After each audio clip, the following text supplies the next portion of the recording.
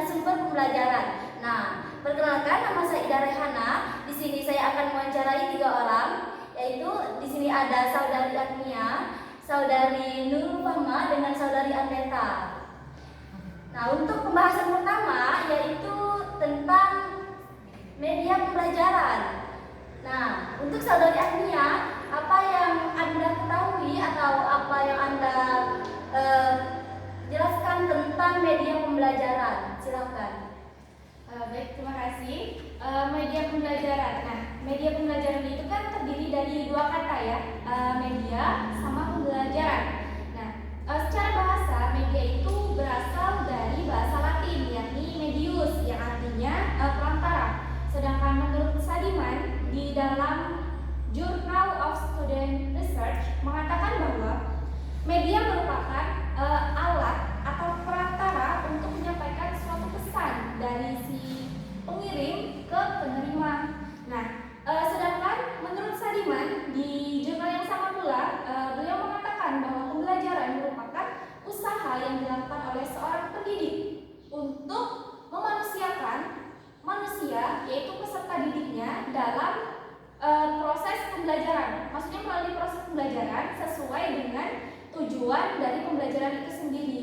Nah, pembelajaran dengan mengajar itu memiliki artian yang berbeda, meskipun sebenarnya kelihatannya atau kedengarannya itu sama ya. Nah, tetapi pembelajaran mengajar itu berbeda. Kalau mengajar itu merupakan usaha sadar yang dilakukan oleh seorang pendidik untuk memberikan atau menyampaikan suatu materi kepada peserta didiknya yang sesuai dengan tujuan dari pembelajaran itu sendiri. Nah, di dalam jurnal yang sama pula, Hamka menyebutkan bahwa media pembelajaran merupakan alat yang berupa fisik maupun non-fisik yang dapat digunakan sebagai perantara antara pendidik antara pendidik dengan peserta didiknya dalam suatu proses pembelajaran yang sesuai dengan tujuan pembelajaran tersebut. Sehingga menurut saya dapat disimpulkan bahwa media pembelajaran itu merupakan suatu alat yang digunakan oleh yang digunakan oleh pendidik untuk memberikan suatu pengajaran atau materi kepada peserta didiknya melalui proses pembelajaran yang dilakukan di kelas sesuai dengan tujuan pembelajaran itu sendiri. Gitu. Nah, terus untuk jenis-jenis dari media pembelajaran itu apa saja? Untuk jenis-jenisnya. Jadi untuk pembelajaran itu jelas. Untuk jenis-jenis media pembelajaran itu menurut Ramli di dalam jurnal yang sama juga, dia ada sekitar 5 jenis media pembelajaran. Yang pertama itu ada media tanpa proyeksi 2 dimensi. Nah, maksudnya apa? Media tanpa proyeksi 2 dimensi itu media yang hanya memiliki panjang dan tinggi, tetapi tidak memiliki lebar. Contohnya seperti apa? Misalkan di dalam suatu buku mata pelajaran gitu ya, buku modul gitu. Nah, di situ selain penjelasan yang sudah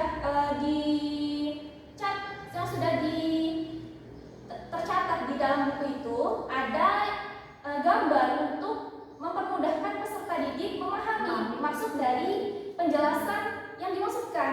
Nah, lalu yang kedua itu ada media tanpa proyeksi 3 dimensi. Nah, media ini memiliki panjang, lebar, dan tinggi. Nah, contoh dari media ini seperti apa? Misalkan di dalam suatu kelas seorang guru matematika mengajarkan materi tentang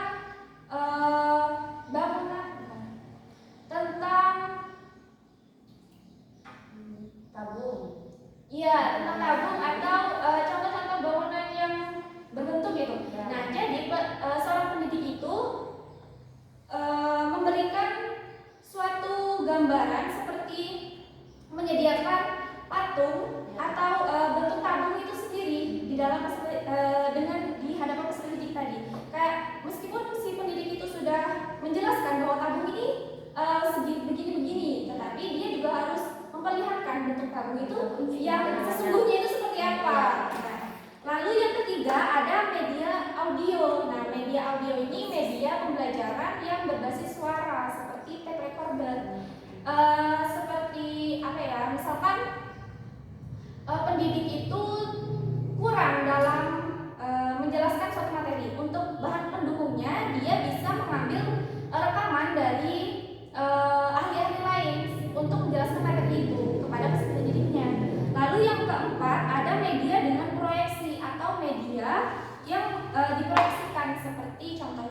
slide PPT, bagan, proyektor, dan lain sebagainya. Terus jenis media yang kelima itu ada televisi sama video tape recorder. Nah, kenapa dua benda ini diangkat sebagai media pembelajaran? Karena meskipun televisi itu kan merupakan salah satu alat atau teknologi yang dapat memberikan gambar, video terus bersuara gitu kan, suara. Nah, itu dapat dimanfaatkan sebagai media pembelajaran. Begitupun dengan video tape recorder tadi. Namun di dalam jurnal yang sama juga ada beberapa ahli yang mengemukakan seperti perincian gitu dari kelima jenis media yang sudah saya sebutkan tadi. Jadi yang darinya 5, yang semuanya kan 5, jadi 3, hanya 3 saja. Yang pertama itu ada media visual, yang kedua media audio, yang ketiga ada media audio visual. Nah, untuk media visual yaitu media yang hanya bisa dilihat saja tanpa bisa didengar. Nah, contohnya seperti apa? Seperti gambar, poster, dan lain sebagainya. Tapi slide PPT. Iya, bisa dilihat sampai tidak bisa didengar, ya betul. Nah, terus yang media audio yaitu media pembelajaran yang hanya bisa didengar saja tanpa dilihat. Nah, contohnya seperti radio atau voice recorder tadi. Dan ada kan biasanya pembelajaran melalui musik. Nah, itu hanya mendengarkan. Nah, terus yang ketiga ada media audiovisual, yakni media pembelajaran yang digunakan melalui bisa dilihat dan bisa didengar. Contohnya seperti video pembelajaran atau film pendek gitu, ataupun menggunakan televisi tadi. Iya, boleh. Itu tuh tergantung dari kebutuhan peserta didik.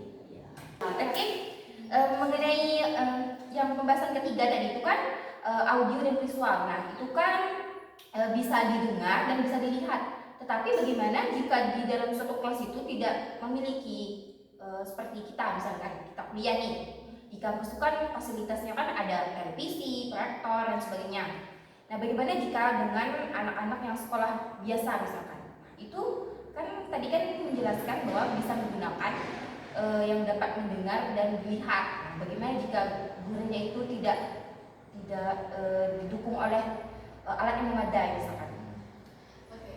Mungkin bisa mengakalinya dengan cara si pendidik itu menyiapkan suatu gambar yang ia bawa, lalu dia jelaskan terkait gambar yang ia bawa tersebut. Seperti yang kita ketahui bahwa lembaga pendidikan atau sekolah yang ada di Indonesia ini kan tidak semuanya memiliki fasilitas memadai. Nah, untuk itu penting bagi seorang pendidik agar dapat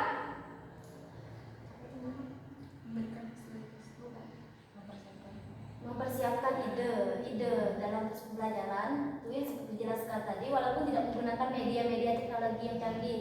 Oh iya, berarti jadi bisa mengakali lah, meskipun fasilitasnya tidak memadai, tetapi guru itu bisa mengakali bagaimana cara ia dapat menyajikan suatu materi yang menarik meskipun fasilitasnya tidak didukung oleh sekolah atau lembaga pendidikan tersebut. Oh, berarti guru itu tidak harus menggunakan alat-alat, berbagai alat itu bisa menggunakan manual gitu. Iya, walaupun alatnya gambar itu bisa dilihat, tapi menggunakan gambar yang membuat sendiri. Dan audionya itu disampaikan langsung. ya. Berarti tidak terpaku dengan alat-alat. Ya. Jadi media visual dan audio visual itu apakah juga bisa digunakan oleh peserta didik untuk proses pembelajaran atau hanya dilakukan oleh pendidik saja?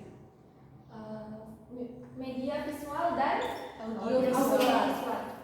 Nah, mungkin kalau untuk media audiovisual sepertinya kurang dapat dilakukan di peserta didik karena biasanya peserta didik itu hanya untuk sifatnya menerima gitu kan. Namun kalau misalkan untuk media visual bisa diterapkan di peserta didiknya. Misalkan si pendidik itu sudah menjelaskan suatu materi. Nah, lalu dia dibagikan suatu kelompok dan per kelompok anak siswanya itu disuruh menyampaikan apa materi yang dijelaskan oleh pendidik tadi, namun dengan catatan harus harus ada suatu alat peraga juga dari kelompok tadi. Jadi mungkin menurut saya boleh saja untuk media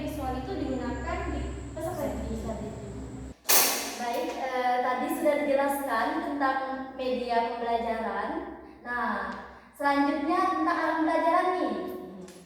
Dari saudari Andeta, bagaimana penjelasan ini terkait dengan alat pembelajaran? Oke, mengenai alat. Ya, Alat pembelajaran kan terkadang ada yang menyebut juga sebagai alat peraga dalam pendidikan. Anggap saja kita menyebutnya alat pendidikan atau pembelajaran. Sebagaimana yang sudah saya dapatkan dari sebuah jurnal yang berjudul Alat Peraga dan Media Pembelajaran. Menurut Sujana, beliau mengatakan bahwa alat peraga itu adalah suatu alat yang dapat diserap oleh mata, telinga, ataupun mata atau telinga dengan tujuan membantu para guru agar proses belajar itu berjalan dengan efektif dan efisien. Jadi menurut pendapat saya mengenai definisi yang dikemukakan oleh Sujana tadi, bahwa alat pembelajaran itu adalah benda dan sarana yang dipergunakan dalam suatu proses pembelajaran. Nah, yang dimana agar dapat memperjelas dan mempermudah para peserta didik itu untuk menerima informasi yang telah disampaikan oleh gurunya. ya. Itu. Jadi alat pembelajaran ini berupa alat bantu yang digunakan untuk mempermudah atau memperlancar dalam proses pembelajaran. Nah, contohnya itu seperti apa? Contoh alat Nah, itu. misalkan nih kita dalam konteks pendidikan agama Islam, Ya. kita pembelajaran agama Islam, kita mengambil contoh pada kegiatan praktek pengungkapan jenazah. Nah, otomatis kan kita memerlukan jenazah. Jenazah itu bisa menggunakan orang ataupun manekin. Nah, manekin itu sebagai alat pembantu dalam proses praktek tadi. Dan juga kalau proses mempraktekkan pengungkapan jenazah kan memerlukan kain-kainnya, kapan, kapas, kapur barus dan sebagai alat bantu.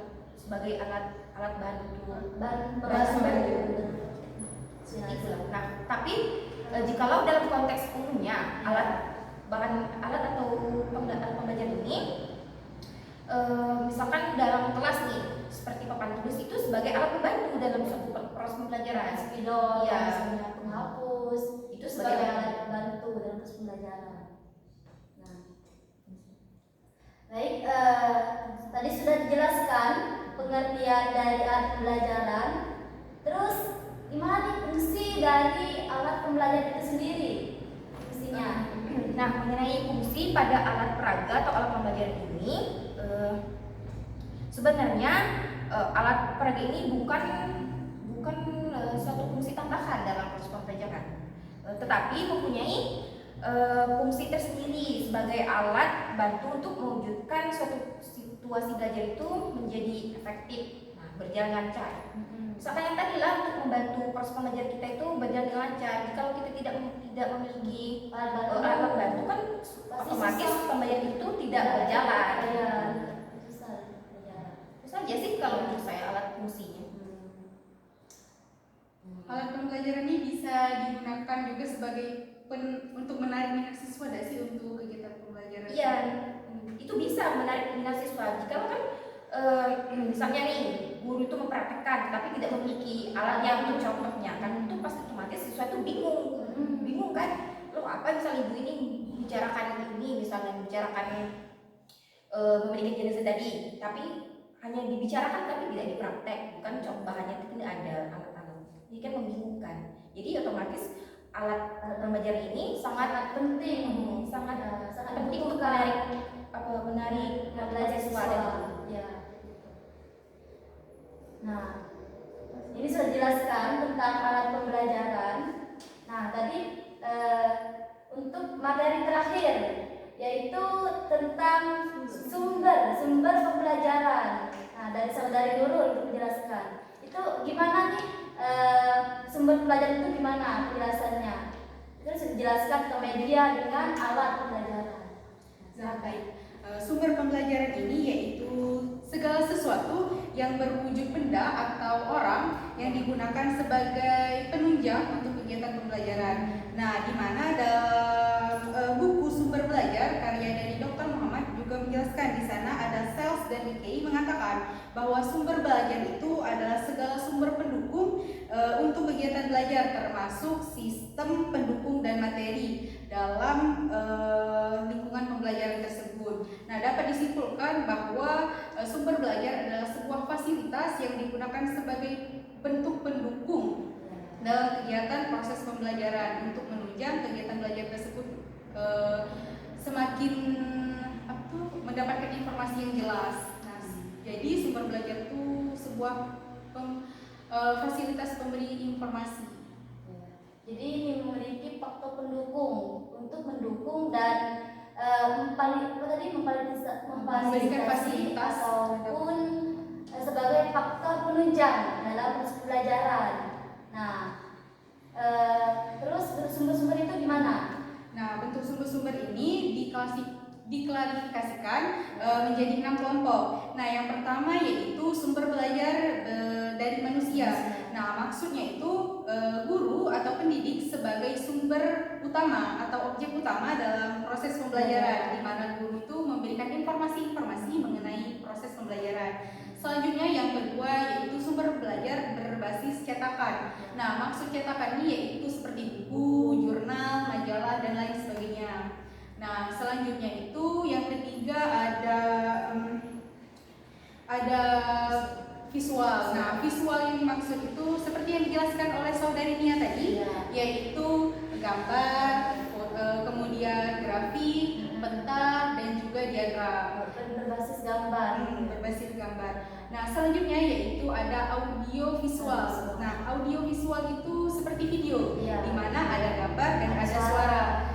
Dan menggunakan audio visual ini sering sekali digunakan oleh pendidik supaya menarik perhatian para peserta didiknya. Selanjutnya ada kelima yaitu sumber belajar dari komputer.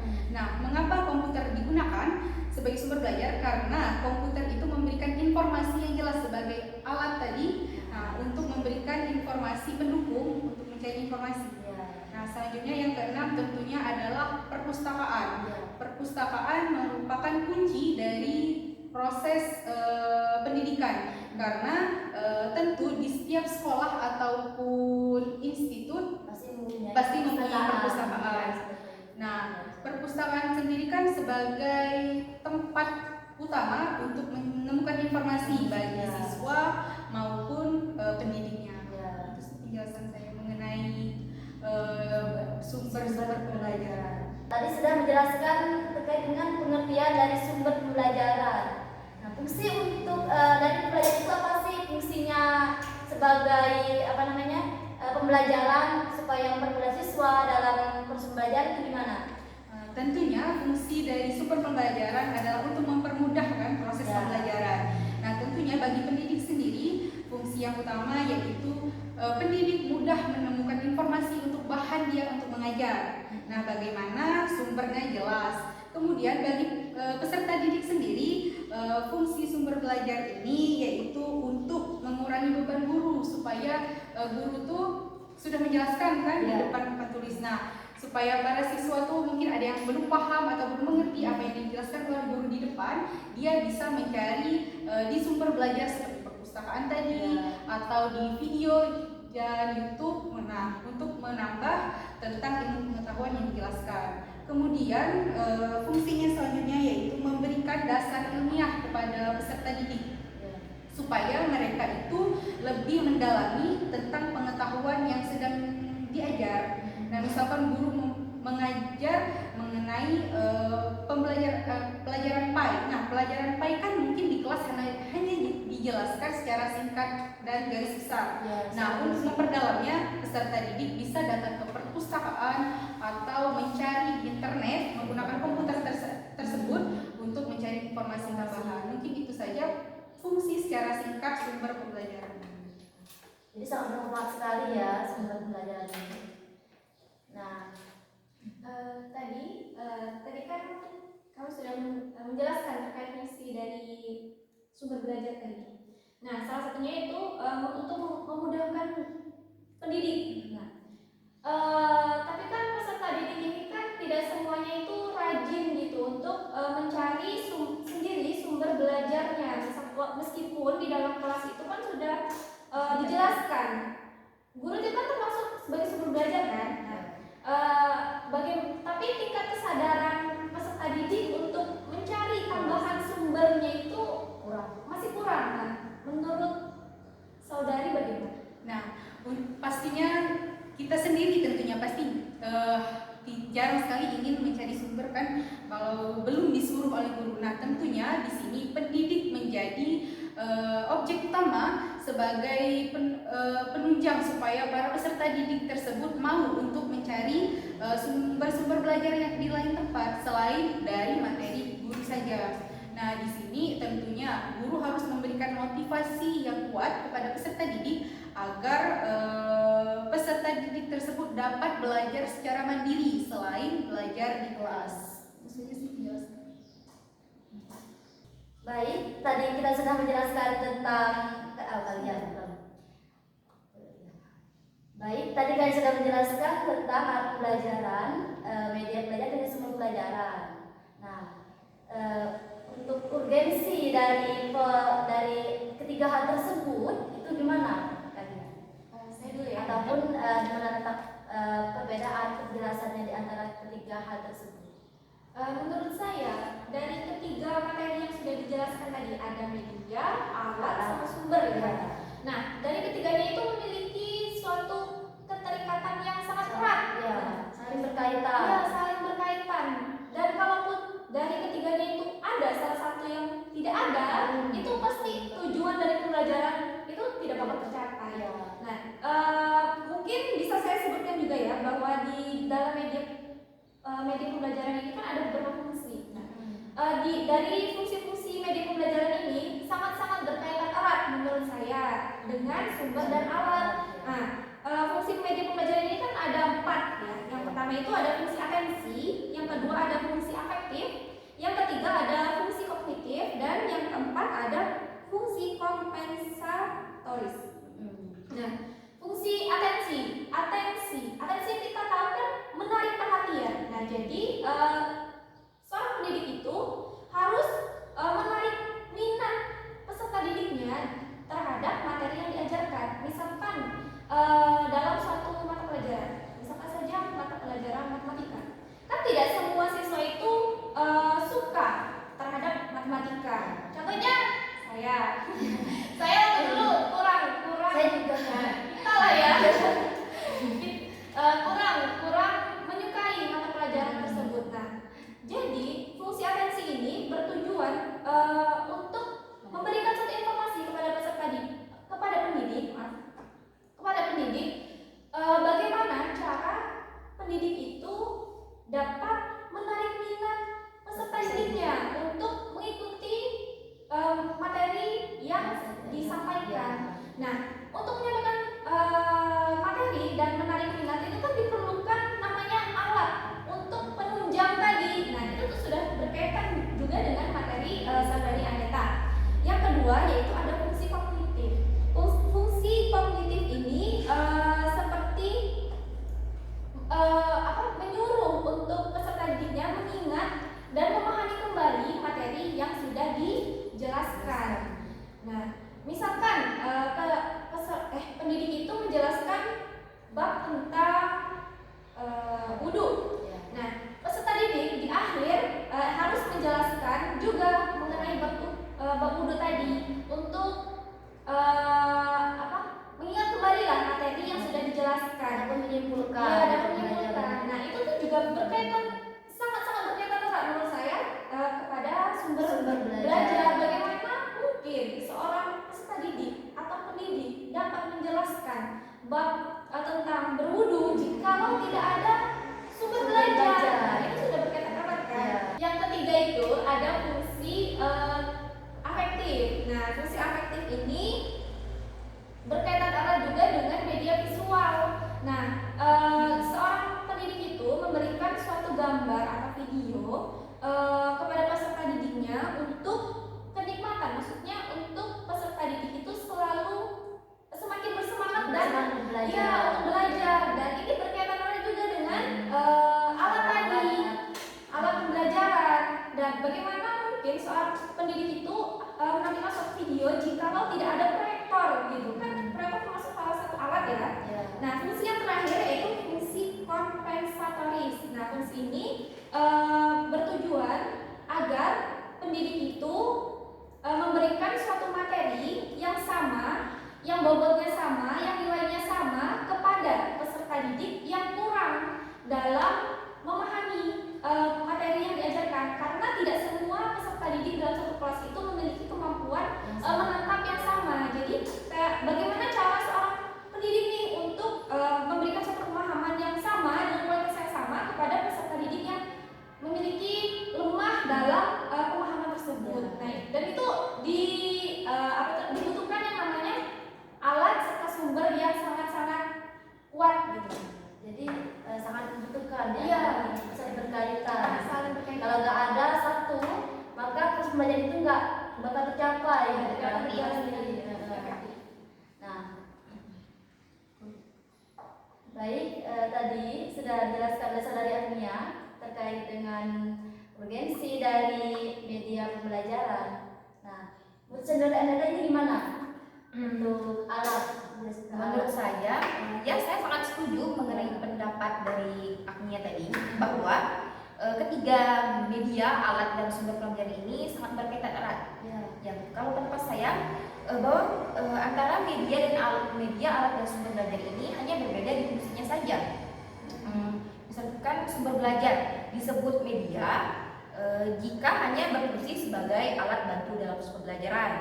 Nah, sedangkan media ini bertugas sebagai guru dan menjadi sumber belajar bagi peserta didik. Nah, dengan demikian, pendapat saya media ini memiliki peran utama dalam proses pembelajaran. Nah, sedangkan alat yang sudah saya jelaskan tadi, alat pembelajaran ini hanya menjadi perantara dalam penyampaian informasi yang ingin disampaikan oleh guru kepada peserta didiknya. Gitu. Jadi ketiganya itu saling berkaitan karena kalau tidak ada salah satu di antara, misalkan tidak ada media, tidak ada alat, nah itu kan pembelajaran itu nggak efektif di dalam kelas. Itu sih yang pendapat saya bisa sih. Jadi sama juga ya. Sangat berkaitan sekali itu dengan media pembelajaran. Jadi nggak bisa kalau satunya tidak berjalan, duanya berjalan itu nggak bisa. Nggak bisa. Terus ini pendapat Saudari Nurul terkait dengan tadi jelaskan Saudarinya urgensi dari proses pembelajaran tadi, media, alat dengan sumber-sumber. Nah, menurut pendapat saya sendiri, tentunya penjelasan dari Nia dan Andeta sudah mengkaitkan bahwa tidak ada perbedaan yang sangat jauh.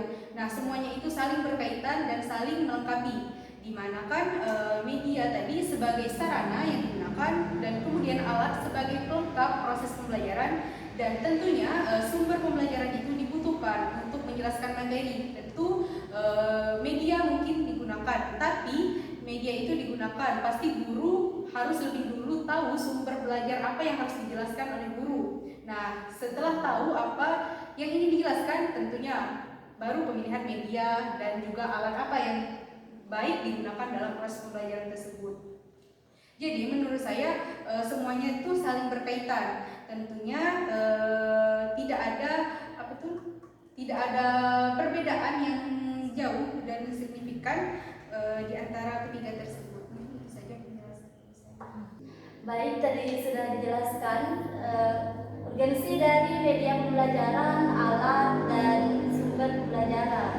Nah, dapat disimpulkan tadi media pembelajaran itu sangat berperan penting itu dalam pembelajaran di antara dua faktor tersebut, yaitu alat dengan sumber. Nah, itu di bawah apa namanya? Media tadi. Nah, dua itu kan sebagai faktor pendukung dan faktor penunjang di antara media tersebut. Nah, media ini kan tadi seorang guru bisa menarik atau memotivasi siswa supaya tidak jenuh ataupun siswa tersebut bisa semangat dalam proses pembelajaran. Nah, jadi sangat berkaitan erat ya di antara tiga tersebut. Sangat berperan penting di antara alat dengan sumber pembelajaran. Baik, ini saja diskusi menarik kami dari tentang media pembelajaran dengan sumber pembelajaran. Nah, Saya selaku moderator dari teman-teman saya izin pamit undur diri. Semoga apa yang disampaikan bisa bermanfaat bagi kita semua ataupun bagi audiens yang menonton video kami. Baik, cukup saja. Wassalamualaikum warahmatullahi